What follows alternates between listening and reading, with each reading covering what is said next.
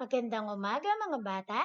Ang ating asignatura ngayong umaga ay Music 5 para sa MAPE, Quarter 4, Week 7 hanggang 8. At ang ating aralin na tatalakayin ay ang mga akordeng pansaliw.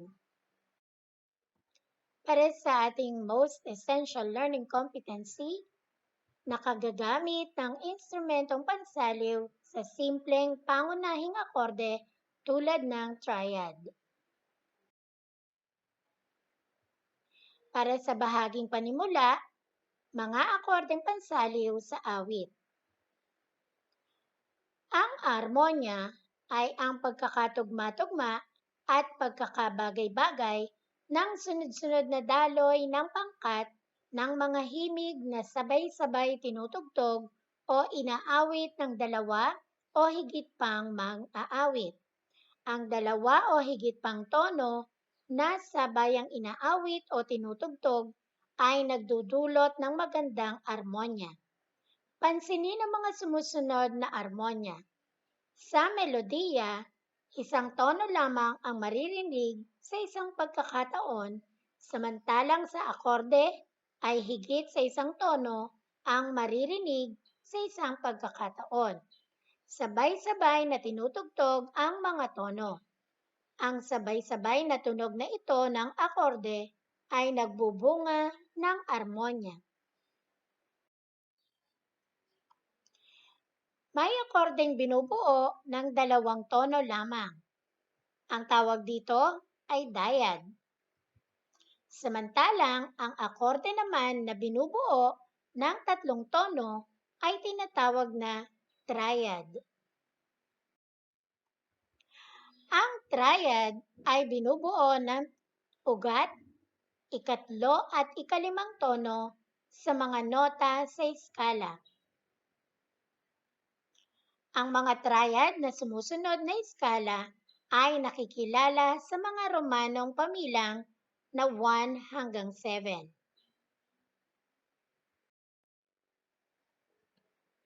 Tatlong akorde ang madalas na gamiting pansaliw sa mga awit. Ang Romanong bilang 1, tonic.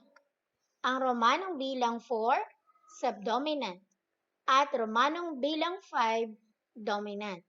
Ang mga akordeng ito ay nasa tunugang mayor. Ang mga akordeng pamilang Romanong pamilang 1, 4 at 5 ay may kanya-kanyang notang ugat ayon sa tandang tunugan ng komposisyong musikal. Ang ugat ng Romanong bilang 1 ay tonic, ay do. Ang Romanong bilang 4 ay subdominant ay fa, at ang Romanong bilang 5 ay so. Kapag ang awit ay nasa ibang tunugan, magkakasama pa rin ang mga tono sa akorde. Subalit naiiba ang pwesto ng mga ito sa limguhit upang umayon sa eskala mayor ng nasabing tunugan. Ang mga nota sa akordeng ito ay nasa karaniwang ayos. Maaaring baligtarin ang mga nota kung kinakailangan o kung hinihingi ng komposisyon upang umayon sa melodiya at sa taas o baba ng awit. Ang ugat na tono ay maaaring ilipat sa mas mataas o mababang oktabo. Narito ang mga halimbawa ng tonic, subdominant at dominant.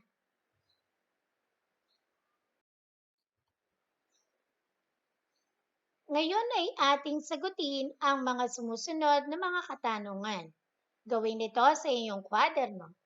Ang una, ibigay ang kahulugan ng akorde at ng melodiya.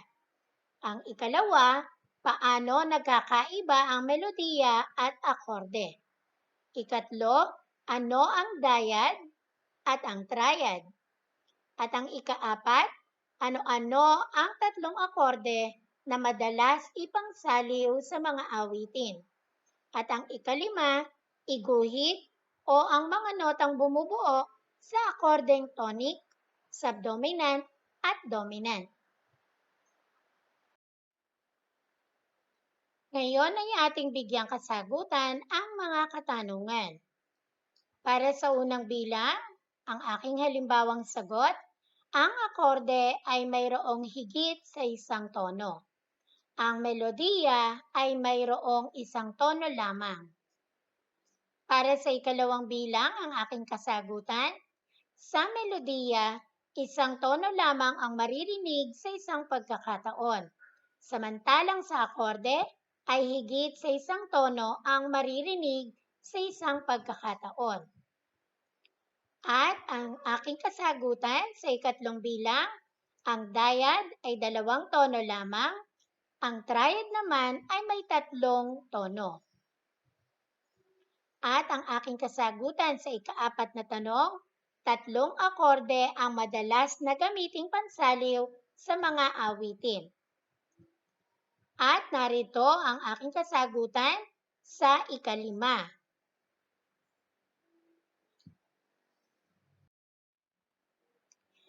Para sa gawain sa pagkatuto bilang isa, gamit ang iyong pagiging malikhain, gumawa ng piano keyboard sa bond paper. Gawing batayan ang ilustrasyon sa ibaba. At narito ang halimbawa.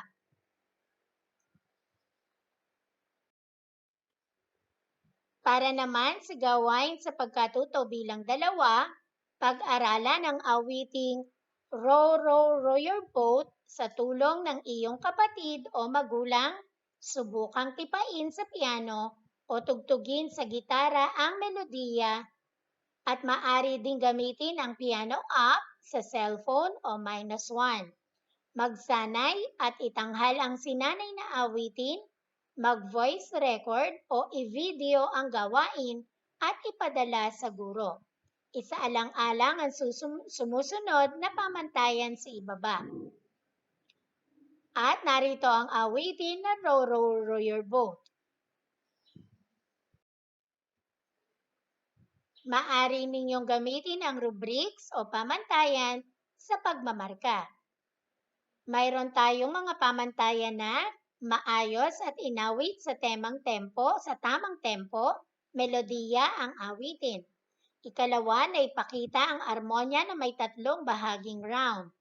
At ang ikatlo, masining na pagtatanghal. Kung ang puntos na makukuha mo ay 5, ito ay pinakamahusay.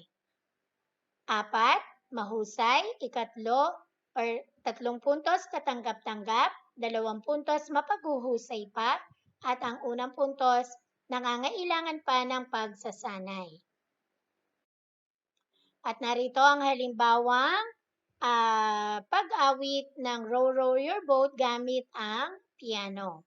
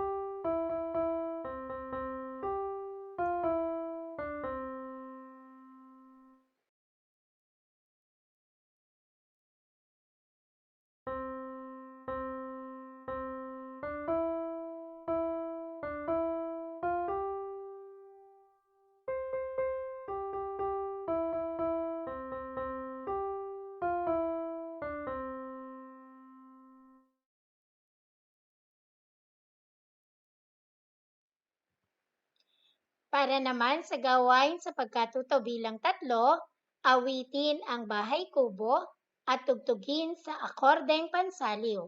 Sa tulong ng iyong kapatid o magulang, subukang tipain sa piano o tugtugin sa gitara. Maaari ding gamitin ang piano up sa cellphone o -1. Ang melodiya nito. Magsanay at itanghal ang sinanay na awitin, mag-voice record or i-video ang gawain at ipadala sa guro. Isaalang-alang ang sumusunod na pamantayan.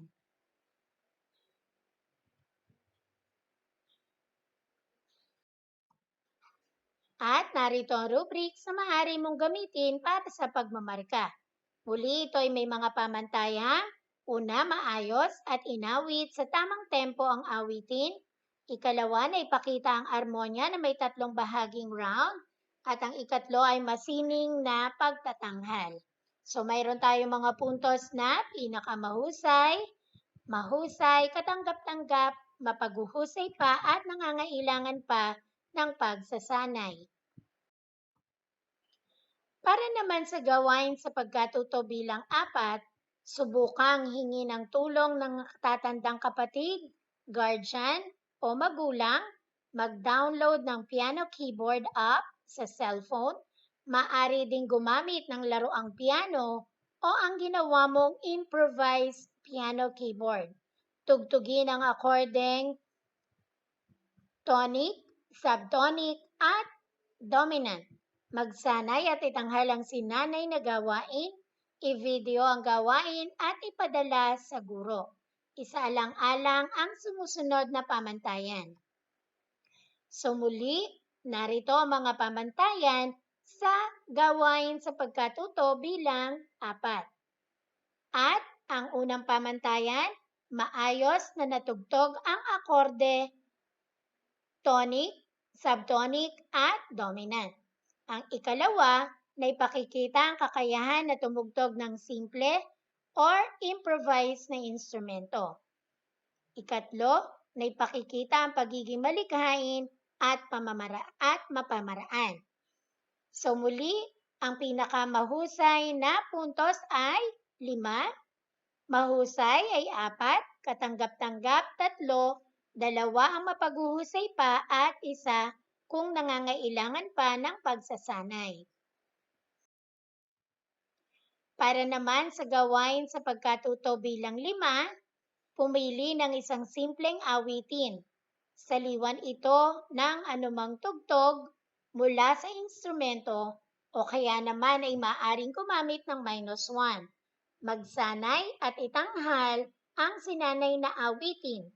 Mag-voice record or i-video ang gawain at ipadala sa guro. Isaalang-alang ang sumusunod na pamantayan. Muli, maaari nating gamitin ang pamantayan na ito sa pagmamarka. Ang una, maayos at inawit sa tamang tempo o tono ang awitin. Ikalawa, na ipakita ang armonya ng awitin. Ikatlo, nakapili ng wastong instrumentong pansaliw. At ang ikatlo, masining na pagtatanghal. So, ang puntos na makukuha mo ay kung 5, pinakamahusay ito. 4, mahusay. 3, katanggap-tanggap. At 2, kung mapaguhusay pa. At 1 puntos kung nangangailangan pa ng pagsasanay. At dito nagtatapos ang ating pagtalakay sa aralin tungkol sa mga akordeng pansaliw. Sana ay marami kayong natutuhan sa ating aralin ngayong umaga sa asignaturang musika. Maraming salamat. Paalam!